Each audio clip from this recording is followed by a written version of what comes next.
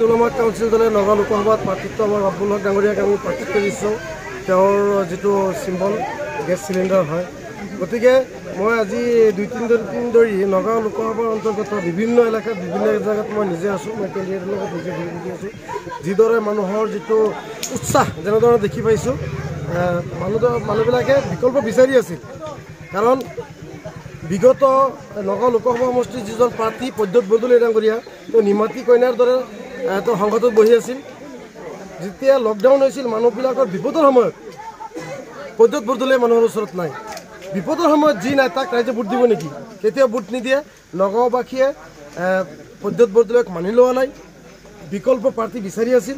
কিছুমানে কয় যে বিকল্প হিচাপে AUDF প্ৰাৰ্থী দিছে, AUDF বিকল্প নহয়, তেওঁ ডেমো কেণ্ডিডেট, সকলোৱে জানে। কাৰণ যিজন বদৰুদ্দিন আজমল, UDF প্ৰধান বদৰুদ্দিন আজমল ডাঙৰীয়াই যিটো মিডিয়াত যিটো প্ৰচাৰ হৈ আছে, মই কালি ছ'চিয়েল মিডিয়াৰ জৰিয়তে মই গম পাওঁ যে তেওঁ কৈছে বদৰুদ্দিন আজমল ডাঙৰীয়াৰ পিঅ'চো দেখিলে বোলে মুছলিম ছোৱালীবিলাকে বোলে কি কৰে চিট মাৰি থাকে, কিবা এটা কৈছে মুঠতে। গতিকে মুছলিম মহিলাসকলেতো তেওঁলোকক UDFক ভোট নিদিয়ে। এনেধৰণৰ মানুহ কিয় ভোট দিব? কাৰণ UDFটো সাম্প্ৰদায়িক দল হয়। তেওঁ কৈছে যে আমি মিয়া MP বনাম। মানে কি? মিয়া MP বনাবলৈ কৈ মিয়া আৰু অসমীয়াৰ মাজত সংঘৰ্ষ লগাবলৈ কাৰণে বিচাৰি আছে নেকি আজমল ডাঙৰীয়া?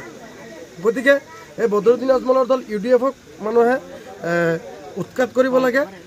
কেতিয়াও ৰাইজে সমৰ্থন নকৰে আৰু কংগ্ৰেছতো সমৰ্থন নকৰে। BJPক মুছলমানে ভোট নিদিয়ে। বিকল্পটো লাগিব। বিকল্প হিচাপে ৰাষ্ট্ৰীয় ওলামা কাউন্সিল দল অসমত আহিছে আৰু এইবাৰ আমি 6টা লোকসভা সমষ্টিত প্ৰাৰ্থিত্ব আগবঢ়াইছোঁ। আমাৰ যিটো উদ্দেশ্য আৰু লক্ষ্য হৈছে সত্য আৰু নিষ্ঠাবান ৰাজনীতিকৰ প্ৰতীক হৈছে ৰাষ্ট্ৰীয় ওলামা কাউন্সিল। আগন্তুক দিনত ৰাষ্ট্ৰীয় ওলামা কাউন্সিলৰ প্ৰাৰ্থী নগাঁও লোকসভাৰ পৰা জয়ী হৈ যাব বুলি আমাৰ আশা। আৰু আজি ৰাইজৰ যিটো সঁহাৰি আমি দেখি পাইছোঁ, নিশ্চয় ইয়াত কোনো সন্দেহ নাই।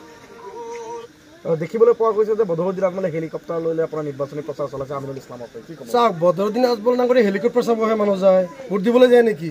বদৰুদ্দিন আজমল ডাঙৰীয়াৰ হেলিকপ্টাৰত যিমান মানুহ হয়, আজি চাওক ইয়াততো হেলিকপ্টাৰ মানুহ পিছফালে আপুনি চাওক, শ মানুহ এইবিলাক হেলিকপ্টাৰ চাব আহিছে নেকি? এই ৰাতিটো ইমান ঠাণ্ডা, চাৰিওফালে বতাহ মাৰি আছে, মানুহে চাইকেল লৈ মটৰ চাইকেল লৈ কিমান 10 কিলোমিটাৰ 15 কিলোমিটাৰ 20 কিলোমিটাৰ দূৰৰ পৰা মানুহ আজি ইয়াত ভিৰ দিছে। কিয় দিছে? এই ৰাব্বুল হকক মানুহে ভাল পায়, ৰাষ্ট্ৰীয় ওলামা কাউন্সিলক মানুহে ভাল পায়, মৌলানা আমিৰ ৰাছিদি মাদানী চাহাবক মানুহে ভাল পায়। গতিকে এইবাৰ কোনো নচলে। এইবাৰ একমাত্ৰ নগাঁও লোকসভাত গেছ চিলিণ্ডাৰৰ যিটো চিম্বল ৰাব্বুল হক ৰাষ্ট্ৰীয় ওলামা কাউন্সিলে চলিব। এইটো কিন্তু 100% আশা। কালিৰ পৰা আমাৰ যিটো মিছন আৰম্ভ হ'ব, আপোনালোকে চাব, ঘৰে ঘৰে ৰাষ্ট্ৰীয় ওলামা কাউন্সিলৰ বাহিৰে কোনো নকয়। আপোনালোকে নিৰ্বাচনী প্ৰচাৰ আমাৰ নিৰ্বাচনী প্ৰচাৰ আৰম্ভ হৈছে আৰু আপোনালোকে দেখি পাইছে মানুহৰ যিটো সহযোগিতা, মানুহৰ যিটো উৎসাহ, যিটো উদ্দীপনা, মোৰ নিজৰ বহুতো ভাল লাগিছে। আৰু ইয়াত সন্দেহ নাই যে আমি এটা টাৰ্গেটত যে আহি যাম।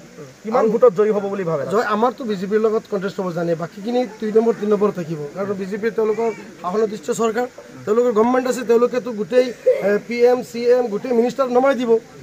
গতিকে আমাৰ টক্কৰ হ'লে BJPৰ লগতে হ'ব।